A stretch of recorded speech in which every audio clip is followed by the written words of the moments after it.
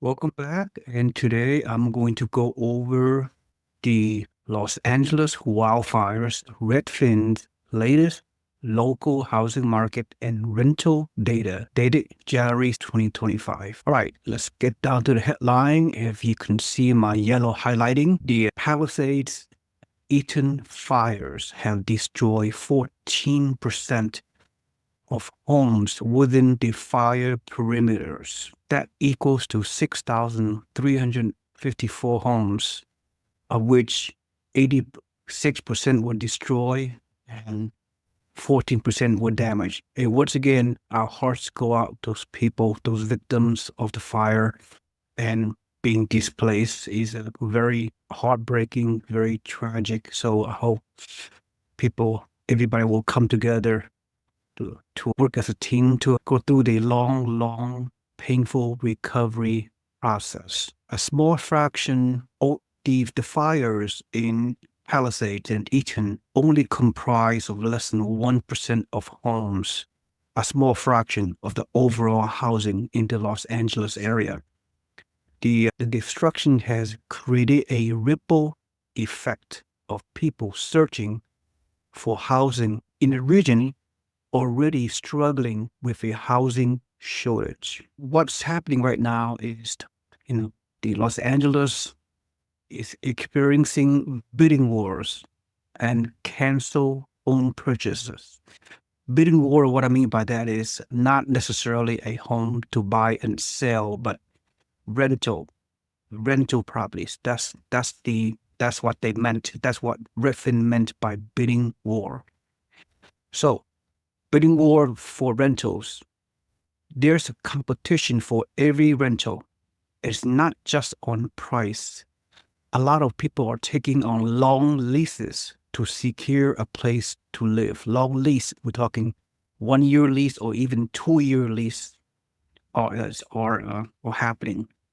So the next sentence I'm going to talk about is some people may perceive as price gouging. Here's just one example. A rental listed for $16,000 per month got bid up to $30,000 per month, and the winner signed a 2-year lease. Supply and demand, right? Anytime the demand is greater than supply, then you have upward pressures on prices. So, yeah, I don't know. This could be price gouging. I don't know. I mean, I'm not going to talk about that.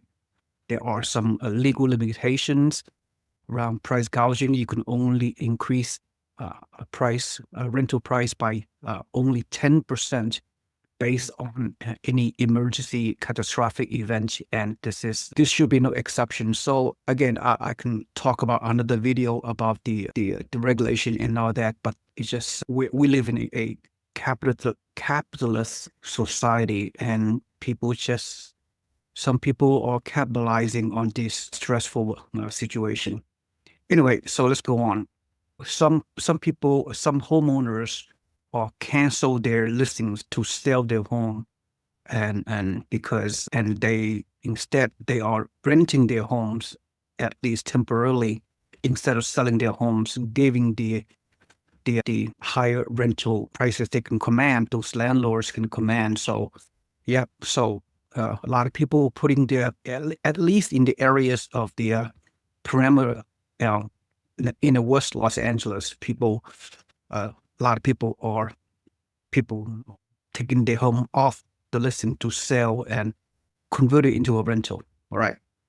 So furthermore, no surprise, Airbnbs and short-term rentals all over Los Angeles are turning their homes into long-term rental, right? I mean, why? I mean, long-term rentals, the monthly rates, at least for right now, for the foreseeable future, are commanding just as a higher rent compared to short-term rental. So why those landlords will continue to make their properties Airbnbs? So there will be a shortage of Airbnb rentals for vacationers and people that don't want to do Airbnb in the Southern California for these reasons. And so longer for people, there are more renters who are willing to pay a much higher rent for medium-term rental, like more than 30 days and less than 12 months.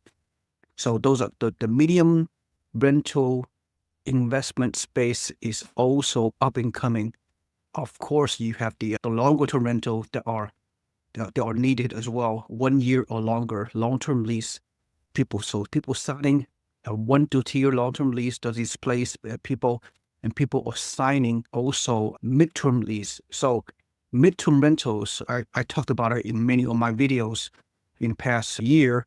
Midterm rentals, landlords are, what they do is they put their homes on, they are renting their homes from 30 days to 120 days, mainly initially a few years ago for traveling nurses. Now you have digital nomads who are taking advantage of the midterm rental. You have uh, vacationers, you have people displaced by the wildfire, as in this situation. You have insurance agencies helping with their displaced homeowners to do a midterm rental.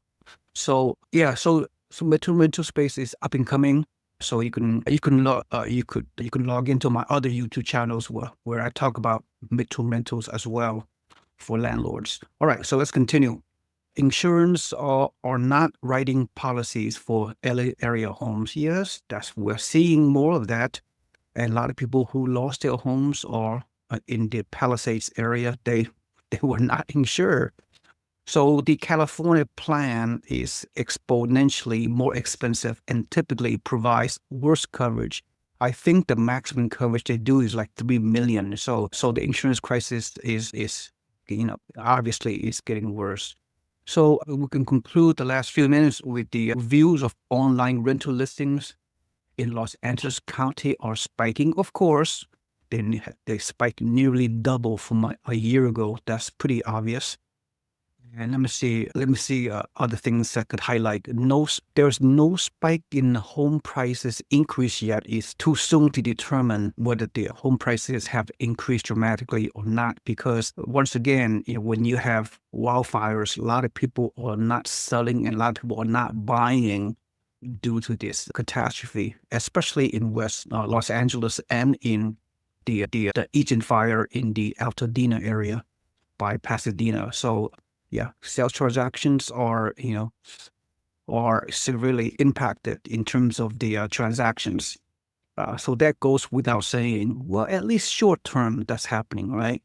So when this article references West Los Angeles, it encompasses the core area that are hit by the wildfire, the Pacific Palisades, Santa Monica, Beverly Hills, Westwood, and Century City, and Brentwood. These are the surrounding areas outside of the fire zone, right?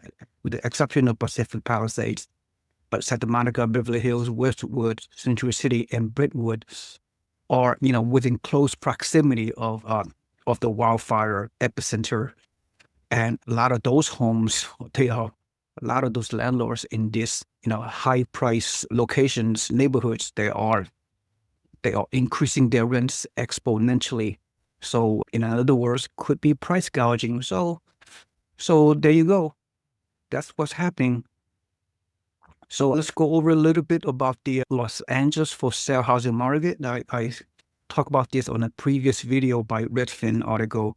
No surprise, Los Angeles has the least affordable for sale housing market in the country. Active listings is up 19.7% year over year. Everything else seems pretty normal. I'm not going to go over the data because I discussed that on the other video. So homeowner tenure, homeowners obviously in Southern California, they keep their home longer than anybody else in other parts of the country.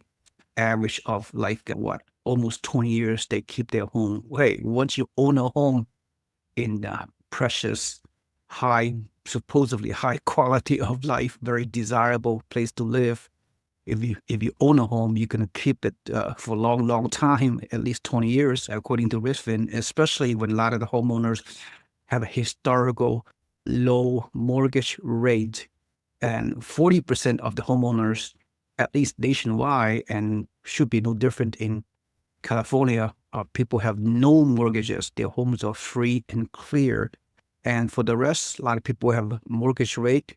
They refinanced during the housing boom a few years ago, and they have a mortgage rate of lower than 4% for many homeowners in California and in the country. So they're not selling. So the lock-in effect is still going on for a number of years to come, according to my estimation. So the median rent in LA area is a little bit less than $3,000. Well, in certain areas will be a lot more than that. The areas that are close to the wildfire areas in Pacific Palisades and in Altadena in inland. So more than half of the Los Angeles households are rent burden, of course. They are paying so much of their monthly budget on rent. They are really struggling to pay the rent, along with other essentials they need for everyday living, such as groceries and other, important expenses. So yeah, rents have already started rising, of course, skyrocketing, not rising in certain areas, and will likely continue to increase as displaced families seek temporary housing and look for permanent housing, according to many Redfin agents. Those increases will last as long as it takes to rebuild, which is likely to be 2 to 3 years at a minimum. That's right. Not short-term rental, mid-term rental, long-term rental in the West Los Angeles area and in the Inland Empire, the Altadena wildfire, the Eaton wildfire in Altadena. We expect the long-term rental rates to be continued at least 2 to 3 years, probably a lot longer. So this is a very challenging situation. So fire risk and insurance in Los Angeles. There were 500,000 homes in LA County are facing high fire risk, representing 28.7% of the properties, according to data from First Street in Los Angeles County only. Los Angeles County have a homeowners insurance non-renewal of 1.4% as of 2023. So that's due to go up.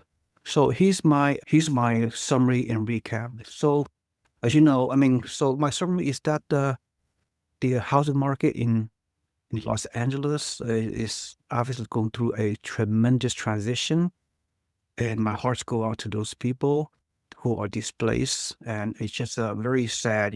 Just the community is just the community is just totally wiped out from the fires and land damaged homes as well. So there's a lot of issues going on. This kind of a ripple effect is going to go beyond Los Angeles. It's pretty much nationwide when you talk about the cost of rebuild, which I will talk about it down the road about that as well. So anyway, would love to hear your comments about what is your comments about what is your opinions about what's going on, and with my presentation here. And finally, if you see any value whatsoever from this video, please like and subscribe and comment on my videos on my YouTube channel, and also put your email on my website below, so you can become a free member of our real estate investment club, if you will, so you can receive free, very good, important, valuable contents about the housing market, about real estate investing opportunities, and the whole 9 yards. Thank you so much. I'll see you on the next video on updates about all areas of real estate. Thank you so much. Have a nice day. Bye-bye.